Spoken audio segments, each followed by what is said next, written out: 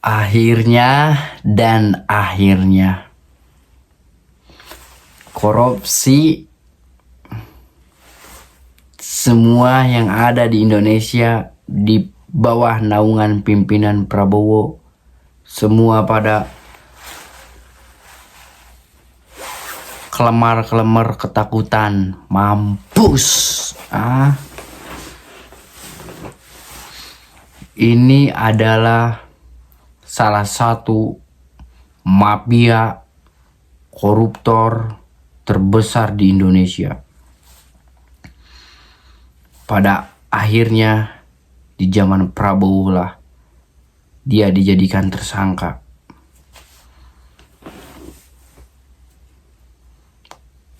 Presiden sebelumnya 2 periode pun belum bisa mengatasinya karena dia bukan orang biasa. Beda di zaman Prabowo, demi kepentingan rakyat, demi hak rakyat, dan demi kemajuan bangsa, semua diberantasnya para mafia. Mampus. Gak ada jalan buat koruptor. Kalian sadar nggak? Di zaman Prabowo ini, coba kalian ingat-ingat, hampir tiap bulan, ya apa tiap minggu, kalian dengar nggak berita koruptor tertangkap, koruptor tertangkap? Kalian sadar nggak? Coba kalian, ini yang aku ingat ya, dari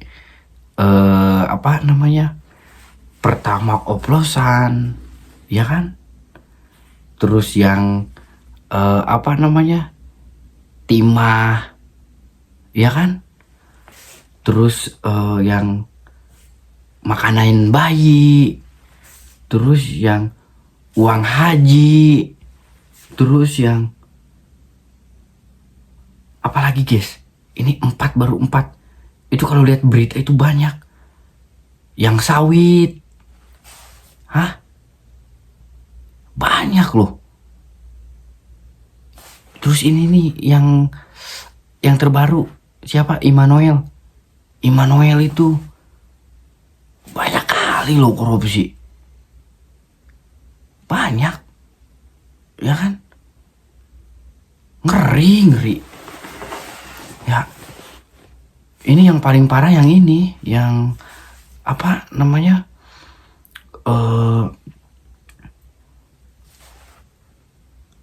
mafia terbesar ini yang menguasai migas, ya kan, Rijal Khalid. Ini paling ngeri ini. Makanya dari berapa presiden, ya kalau nggak salah dari zaman SBY, Jokowi, ya kan, nggak ada yang berani menyentuh. Bahkan Mahfud MD pun mengatakan, ya kan, hanya Prabowo yang bisa membasmi ini tikus. Ngeri kan, ya kan? Berarti sebesar apa kekuatan dia gitu kan, sampai pemerintahan aja masih bisa dikendalikannya, ya kan? Ngeri. Coba kalian, mungkin kalian ada yang ingat nggak korupsinya apa aja? Coba, tadi kan yang saya ingat itu yang timah, yang makanan bayi, terus uang haji, terus Immanuel, terus tadi apa lagi?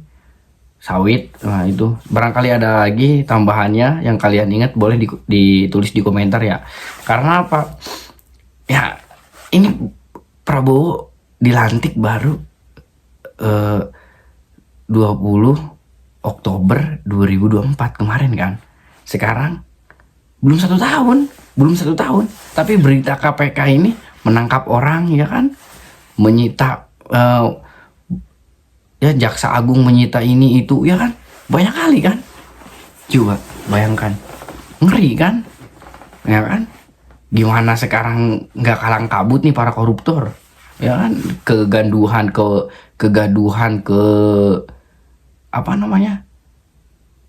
dari DPR ketahuan, ya kan? Jadi jelas gitu kan.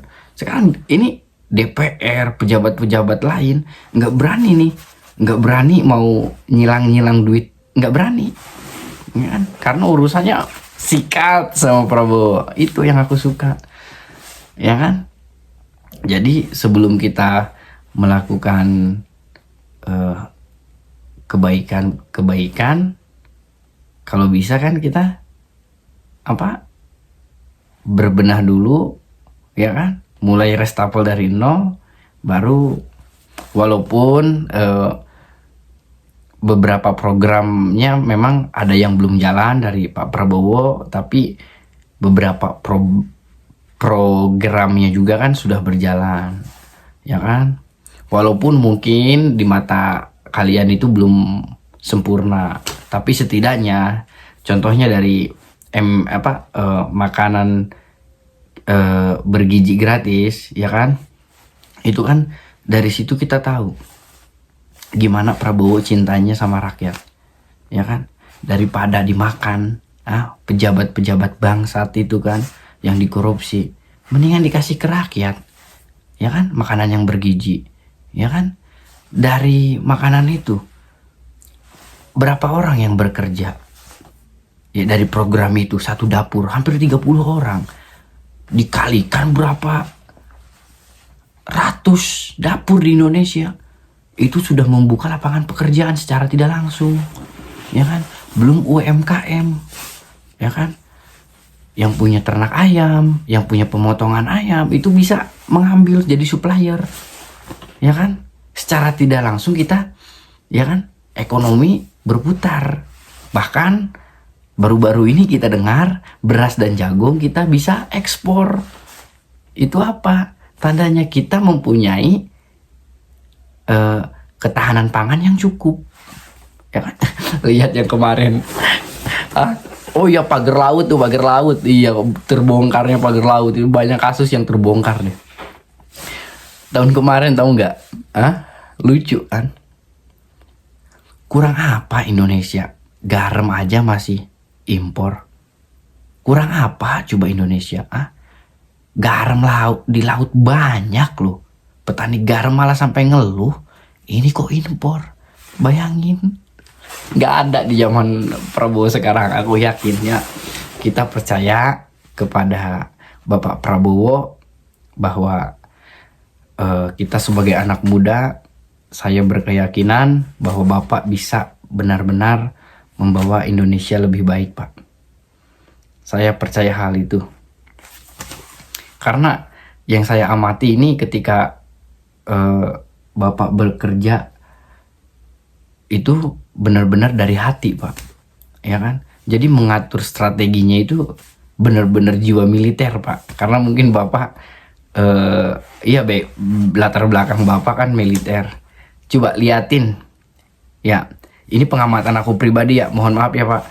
Yang aku amati ini kayak kalau bidik itu ini kayak mantau, amati, cermati, eksekusi. Kayak gitu guys, cara kerjanya guys, ya kan? Makanya dari kegaduhan yang di sekarang demo-demo ini, kalian perhatikan. Menurutku itu, Prabowo itu bukan tidak memberikan statement, tapi sedang memantau dulu. Lihat kan? Ya kan? Kalau sudah benar-benar menemukan apa yang dia harus eksekusi, dia harus bicarakan, baru kan dia turun mengumpulkan semua partai, ya kan? Ketum-ketum partai dikumpulkan, ya kan? Ketua DPR dikumpulkan, ya kan? Poinnya kan ketemu. Satu, Demokrat wajib bertemu bersama anggota DPR di parlemen, ya. Itu poinnya, ya kan? Secara tidak langsung dia nekan DPR bahwa harus temuin rakyat, temuin mahasiswa, demonstran, suruh masuk, ajak diskusi, ya, apa yang perlu dibenah dalam pemerintah ini, apa yang harus disahkan dalam undang-undang ini. Intinya kan seperti itu poinnya. Terus yang kedua, dia tegas. Dia tegas. Karena apa? jiwa militer dia kuat. Jangan sampai demo ini ditunggangi oleh elemen-elemen atau oleh kepentingan-kepentingan politik atau orang-orang yang memang ingin menjatuhkan Prabowo. Makanya dia bersikap tegas. Kalau ada demo yang seperti itu anarkis, ya, yang anarkis, jangan kasih peluang untuk dia berjalan. Artinya aparat keamanan tindak. Ya, itu aku suka. Karena apa? Kita nggak tahu dalam demonstran ini apakah ada yang nunggangi, apakah ada elemen. Karena saya juga sebagai masyarakat, ketika ada kekacauan seperti itu, jujur, aku tidak suka. Karena seberat apapun hati kita untuk mengeluarkan unek-unek dan perasaan kita harus berpikir secara dingin, ya. Jangan sampai kita melebihi para tikus kantor itu, ya. Fasilitas dirusak, ya kan. Mungkin kita secara objektif aja ya, kita nggak tahu kondisi di lapangan chaos kayak gimana, tapi setidaknya menurutku kalau emang sudah chaos seperti itu lebih baik kita mundur. Bisa dilakukan di siang hari lagi, karena nggak elok kita jam 2 jam 3 masih demo seperti itu. Ya itu bukan nggak tahu lah, di luar jalur mungkin kan. Aku aja kalau diajak demo seperti itu ya aku berpikir 2 kali kalau tengah malam, ya kan. Itu kayak ngajak perang aja kan. Entah aku juga kan, yang di demonya malah tidur-tidur. Itu kan secara logika aja kan. Dan Prabowo juga tidak menutup kemungkinan ke para korban, dia langsung datang turun ke rumah duka, langsung bela sungkawa dan menjamin segala kebutuhan hidupnya, menjamin anak-anaknya yang ditinggalkan, keluarganya yang ditinggalkan, dia menjamin sepenuhnya. Dan ke pihak aparat pun dia langsung menyemangati, secara tidak langsung dia mengangkat jabatan, langsung memberi pangkat kepada polisi-polisi yang turun ke lapangan, yang menjadi korban di lapangan sampai masuk ke rumah sakit. Dia juga sampai berbuat seperti demikian.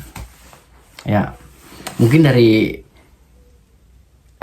cerita pengamatan analisa politik saya hanya sedikit, tapi itu hanya saya berbagi cerita dan menurut pengalaman saya di media sosial saja.